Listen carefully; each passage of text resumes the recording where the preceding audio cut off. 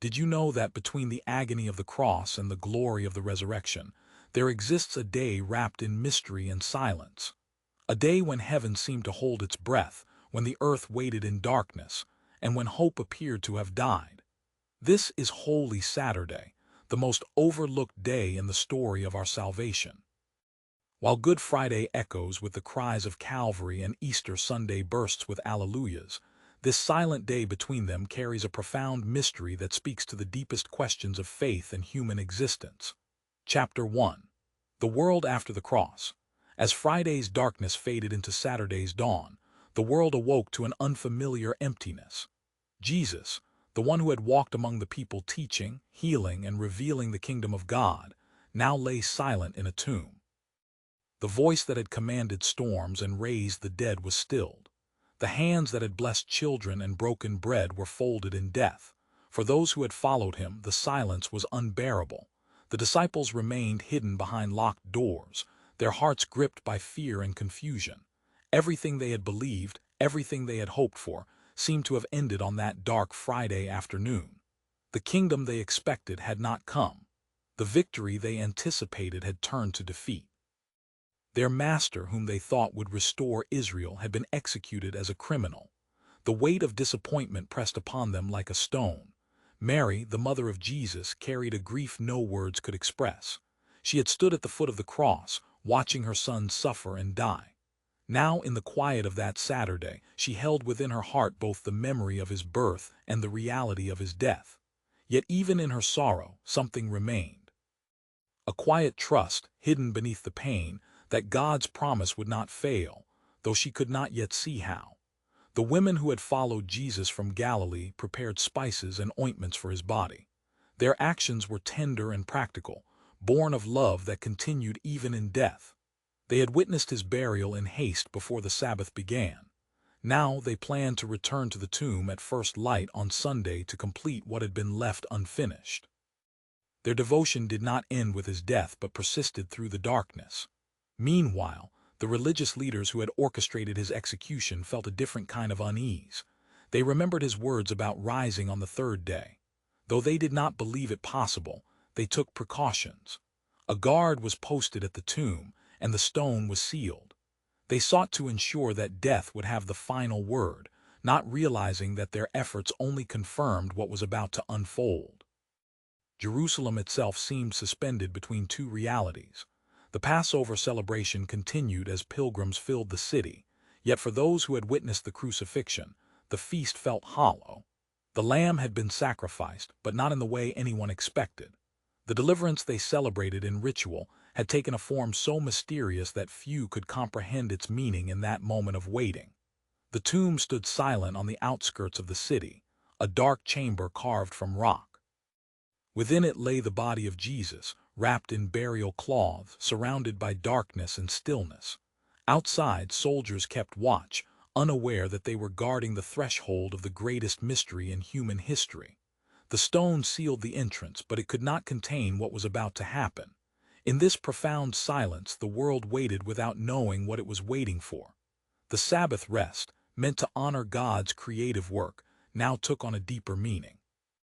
It became a pause between death and life, between despair and hope, between the old covenant and the new. History itself seemed to stop, holding its breath before the dawn of a new creation. Chapter 2. The Descent into Hell. While the body of Jesus lay in the tomb, the ancient creeds of the Church proclaim a mystery that unfolds beyond human sight. He descended into hell. These words, recited by Christians throughout the centuries, point to a truth both profound and difficult to grasp. This descent was not a defeat but a mission, not abandonment but the furthest reach of divine love into the depths of human existence. The hell spoken of here is not the place of eternal punishment, but Sheol, the realm of the dead where the souls of the departed waited in darkness. Before Christ's coming, even the righteous could not enter the fullness of God's presence. Abraham, Moses, David, and all the prophets dwelt in this shadowy place, longing for the redemption that had been promised but not yet fulfilled. Into this realm of shadows, Christ descended in his soul while his body rested in the tomb. The light that had illumined the world now pierced the deepest darkness. Where death had reigned unchallenged, life itself arrived. The one who is the resurrection and the life entered the domain of death, not as a victim but as a conqueror, bringing liberation to those who had waited in hope. Imagine the moment when that light first appeared in the darkness. The souls who had dwelt in shadow for generations suddenly beheld the face of their Redeemer. Adam and Eve, who had brought death into the world through their disobedience, now saw the new Adam who had conquered death through his obedience. The promise spoken in the garden was now being fulfilled in the depths of the earth. Ancient Christian art depicts this scene with striking power. Christ is shown grasping Adam by the wrist, pulling him from the tomb, while Eve and all the righteous of old ages rise with him. The gates of hell lie broken beneath his feet. Death itself is trampled. This image captures a truth that words struggle to express. Salvation reaches backward through time, embracing all who had died in faith, waiting for this moment. This descent reveals the completeness of Christ's victory. He did not save only those who would come after him, but also those who had gone before. No corner of creation remained untouched by his redemptive work. From the heights of heaven to the depths of the earth, his love pursued humanity. Even death could not create a barrier that his mercy could not cross. The mystery of Holy Saturday includes this hidden triumph. While the world saw only death and defeat, Christ was accomplishing the liberation of souls held captive since the beginning of time. The silence above the earth concealed a great battle below. Where human eyes saw nothing, divine power was at work, breaking chains and opening prison doors that had never been opened before. This truth offers profound comfort to every believer. It means that Christ has entered into every human experience, even death itself. There is no darkness so deep, no suffering so profound, no abandonment so complete that Christ has not been there. He descended to the lowest place so that no one would be beyond the reach of his saving love. For those who mourn, for those who feel abandoned, for those who walk through valleys of darkness, Holy Saturday speaks a word of hope. Christ is present even in the depths. His love penetrates even the darkest moments of human existence. The silence is not emptiness but the quiet work of redemption unfolding in hidden ways, preparing for the dawn that will surely come. Chapter 3. The silence of the tomb. Above ground, the tomb remained sealed and guarded. The massive stone blocked the entrance, a silent barrier between life and death. Soldiers stood watch, their presence a testimony to both human power and human fear. Yet all their vigilance could not perceive what was happening beyond their sight. The silence they guarded was not empty but full of mystery. This silence speaks to something deep within the human experience.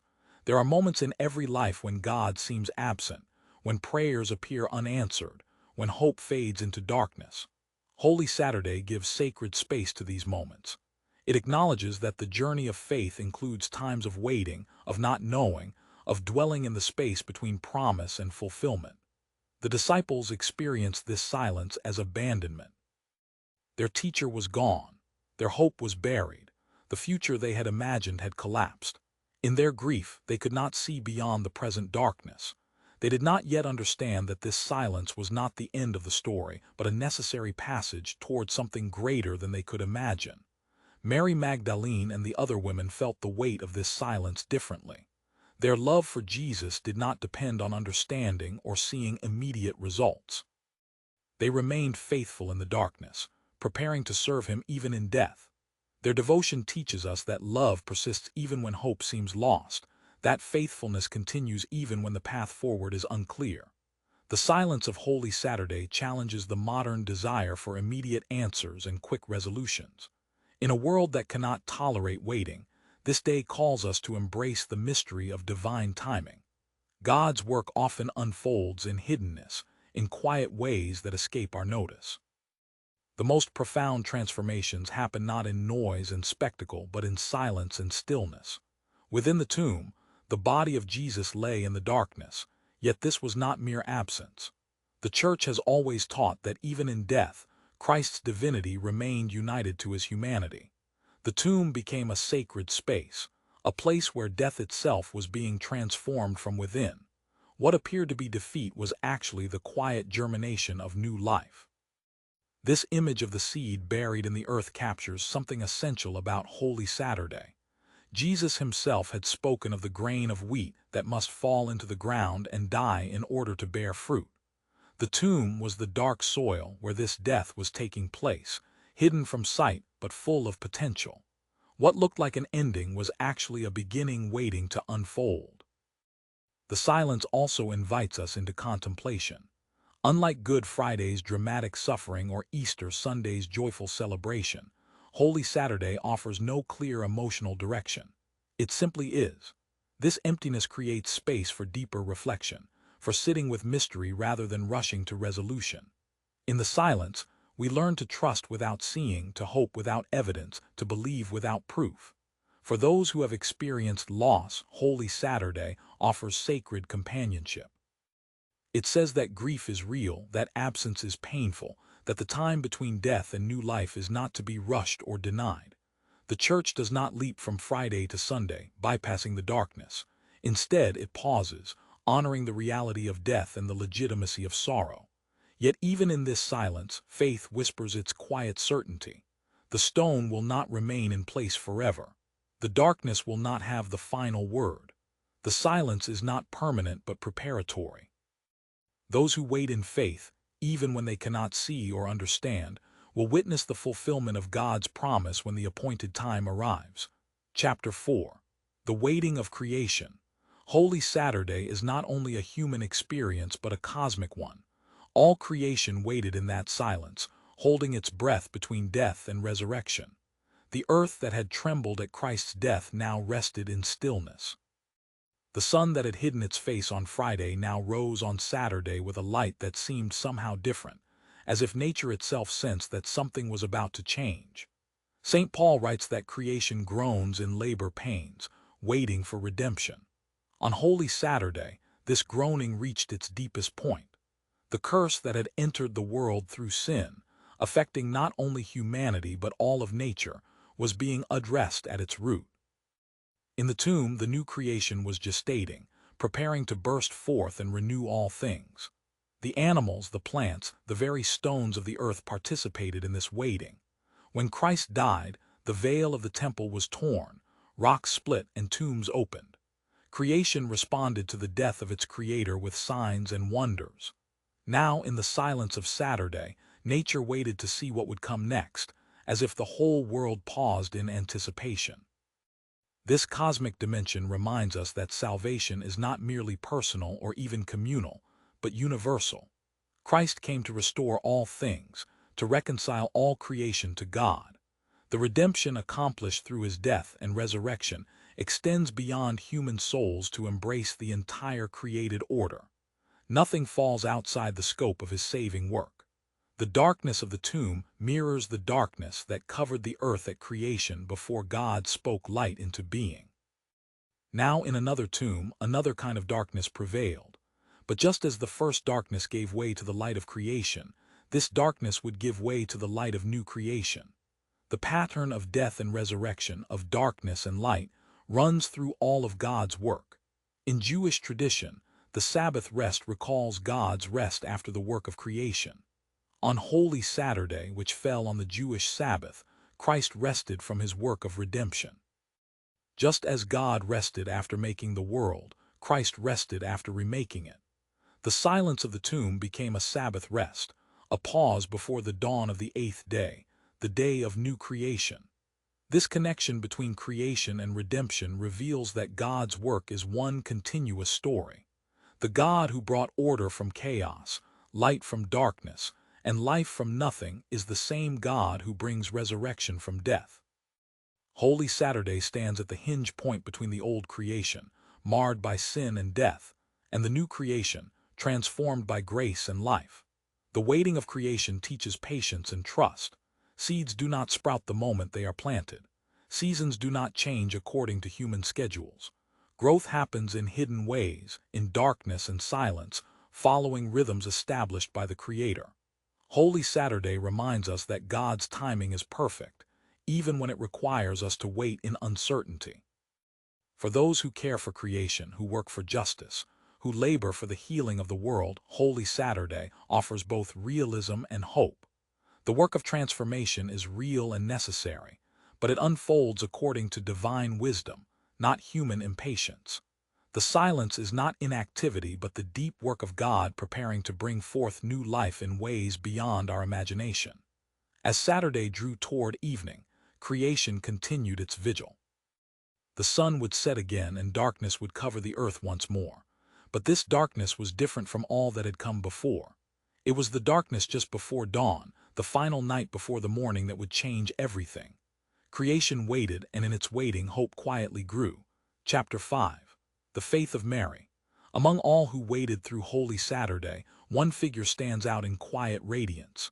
Mary, the mother of Jesus, experienced this day with a depth of sorrow and faith that sets her apart.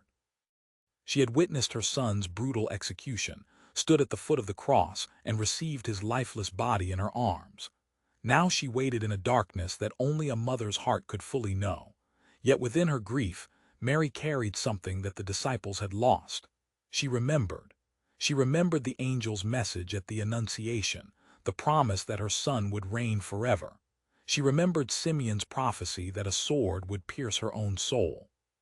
She remembered her son's words about rising on the third day, even if she could not yet understand how such a thing could happen. Mary's faith on Holy Saturday was not based on feeling or evidence. Everything visible pointed to defeat. Her son was dead, sealed in a tomb, guarded by soldiers. The authorities had triumphed. The crowds had dispersed. The disciples had scattered. Yet somewhere in the depths of her being, Mary continued to trust that God's word would not fail, that his promise would be fulfilled.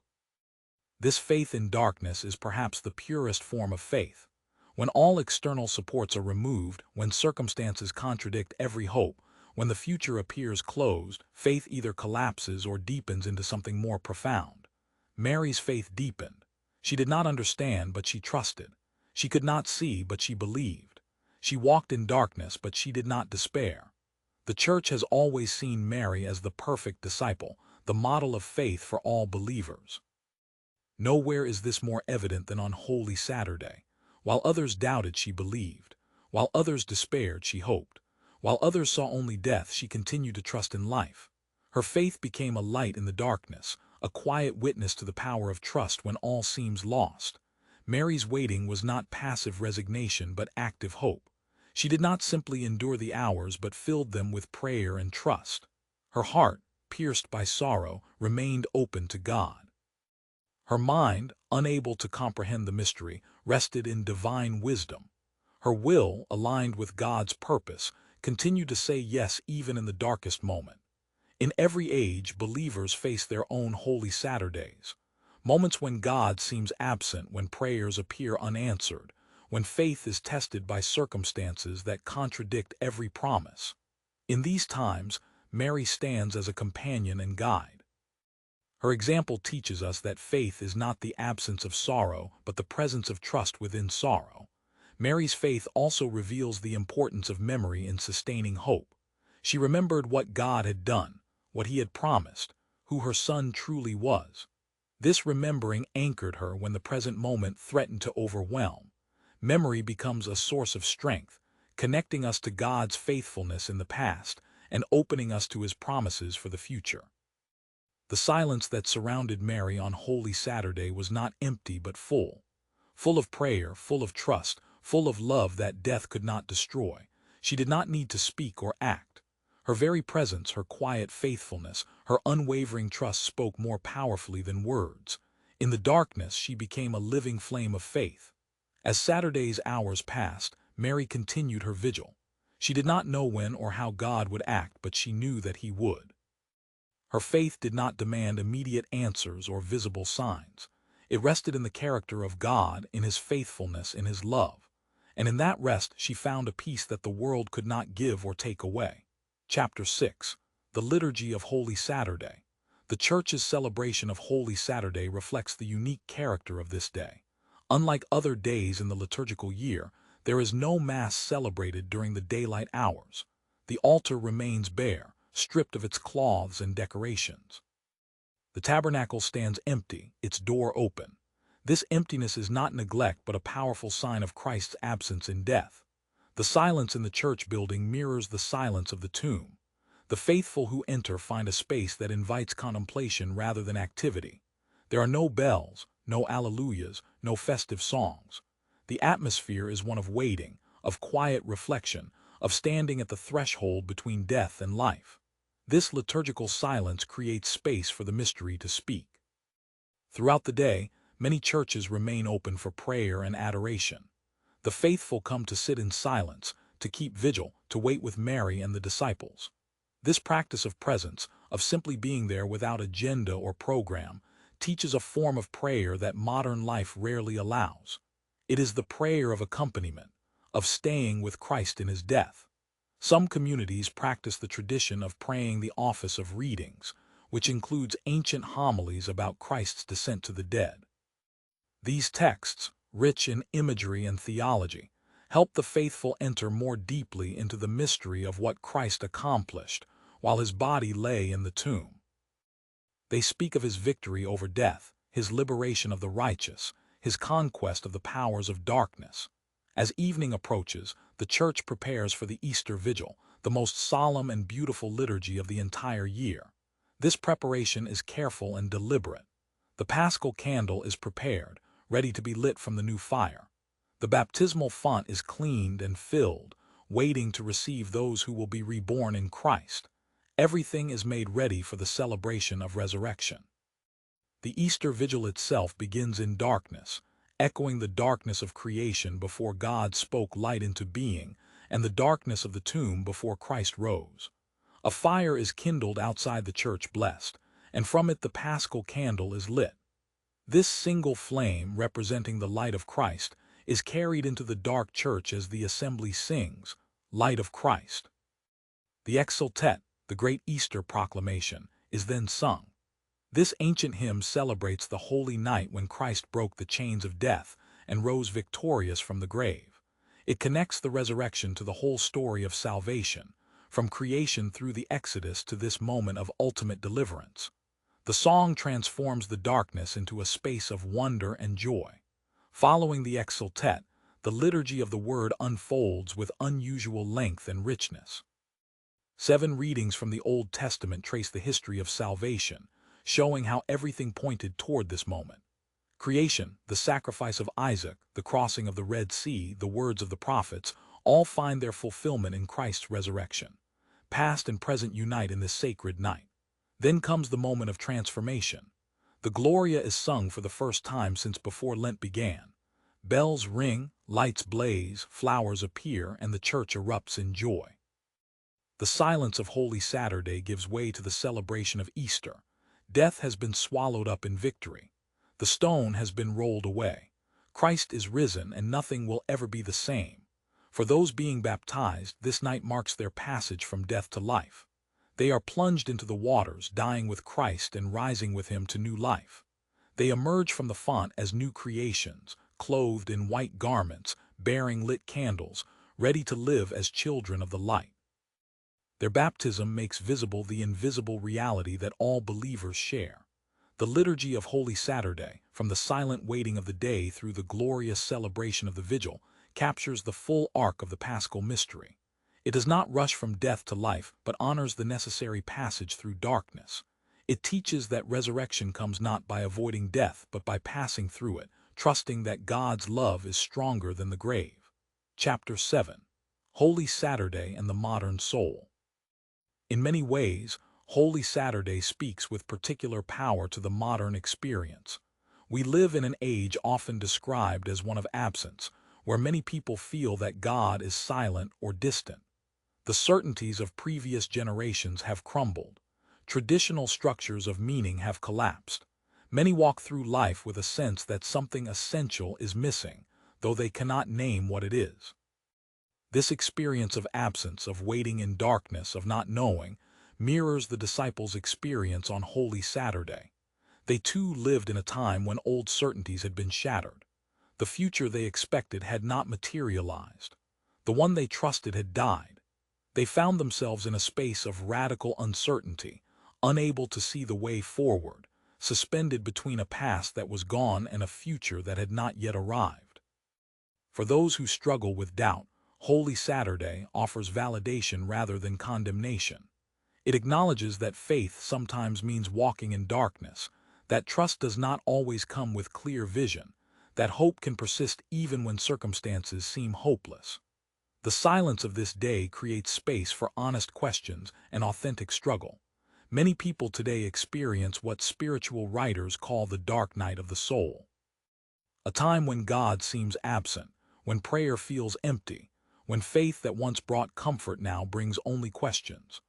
Holy Saturday suggests that such experiences are not failures of faith, but may be passages toward deeper faith. The darkness is not the end but a threshold.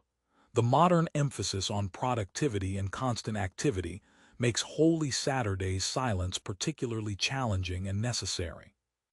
We are trained to fill every moment, to seek immediate solutions, to move quickly from problem to resolution. But some realities cannot be rushed. Some transformations require waiting. Some mysteries unfold only in silence and stillness. Holy Saturday teaches us to sit with difficult realities rather than immediately trying to fix or escape them. It invites us to be present to sorrow, to acknowledge loss, to honor the weight of serious things.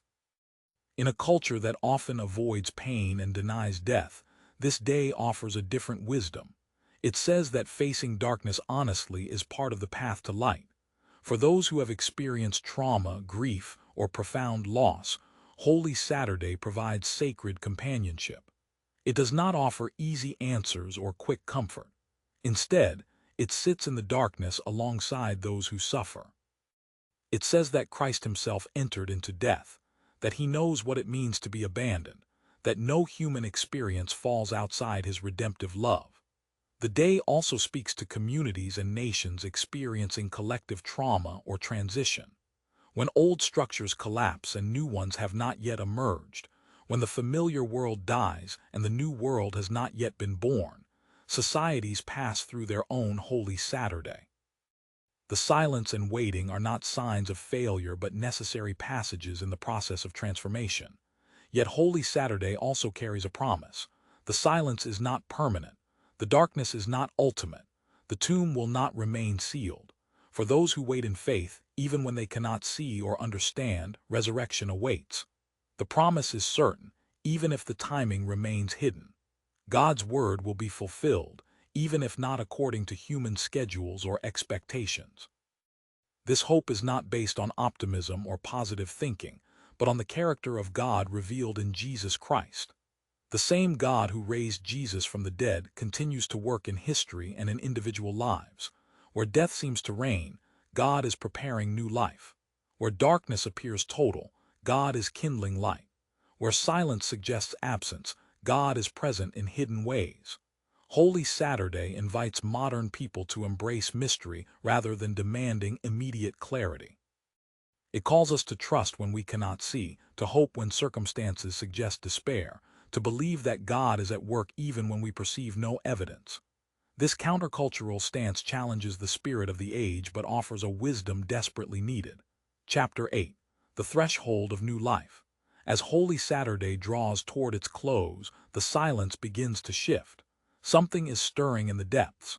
The darkness is not lifting, but within it, a change is taking place. The tomb that held death is becoming a womb of new life.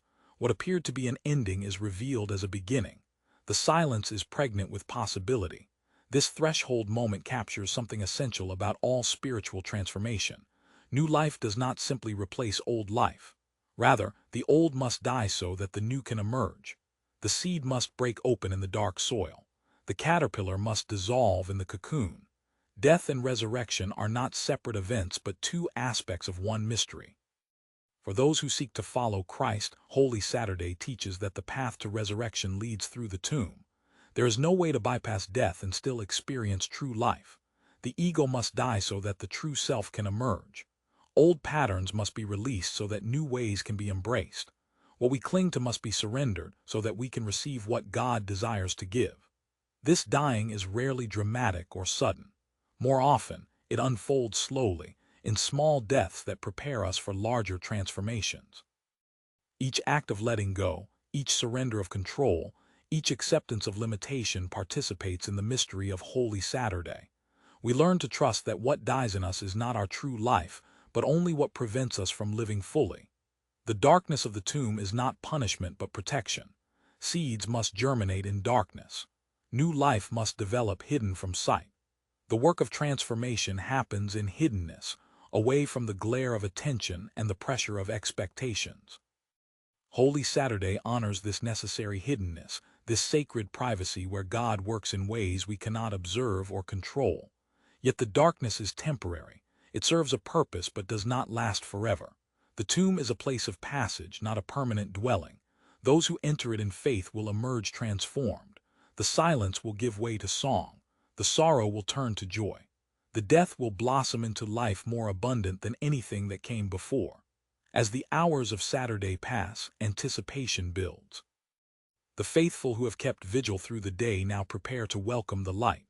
The darkness deepens just before dawn, as if gathering itself for one final moment before surrendering to the coming day. The silence becomes almost tangible, heavy with meaning and promise. In this threshold moment, faith stands poised between memory and hope. It remembers what God has done, how He has been faithful, how His promises have been fulfilled. It also hopes for what God will do, trusting that His love will triumph, that His power will be revealed, that His word will accomplish what it promises. Between memory and hope, faith waits in trust. The women who will come to the tomb at first light are already preparing their spices and planning their journey. They do not expect resurrection, only the opportunity to complete the burial rites with love and care. Yet their faithful devotion will make them the first witnesses of the greatest event in history. Their humble service will be rewarded with unimaginable joy. The disciples, still hiding in fear, do not yet know that their sorrow is about to turn to joy. They cannot imagine that the one they saw die will soon stand among them alive. Their understanding is limited, their faith is weak, but they will soon discover that God's power exceeds every human limitation and expectation. Mary continues her vigil, holding in her heart both the pain of loss and the seed of hope. She has walked this path before, trusting God when understanding failed, saying yes when the future was unclear. Now she waits once more, her faith a steady flame in the darkness, her hope a quiet certainty that God will act. As the final hours of Holy Saturday unfold, all creation holds its breath. The angels watch in wonder, the powers of darkness tremble. The righteous dead, now freed from their prison, await the moment of Christ's rising. Heaven and earth, visible and invisible, all reality stands at attention, waiting for the dawn that will change everything forever. The silence deepens one last time, gathering itself like a wave before it breaks. The darkness reaches its fullest extent just before the light appears. The waiting stretches to its limit just before the fulfillment arrives. And in that final moment of silence, before the first ray of Easter light pierces the darkness, Holy Saturday completes its sacred work, preparing the way for resurrection.